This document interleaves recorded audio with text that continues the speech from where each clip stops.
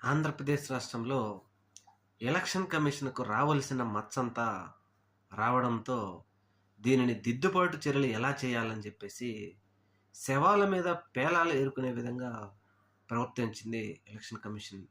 ఎందుకని అంటే, ఒకవేళ వైఎస్ఆర్‌సీపీ వాళ్ళు న్యాయస్థానాలకు వెళ్తే, అక్కడ నిజంగా దొంగ ఓట్లు వేశారు, మేము రీపోలింగ్ చేశామని చెప్పుకోవడానికి, ఎక్కడో దూర ప్రాంతంలో ఉన్నటువంటి 2 పోలింగ్ బూతులు కలిపి 1000 ఓట్లు ఉన్న చోట మేము రీపోలింగ్ నిర్వహించామంటూ ఒక దొంగ ప్రక్రియ కూడా మళ్ళా మొదలుపెట్టారు. ఎందుకనంటే జరగవలసిన నష్టమంతా జరిగిపోయింది.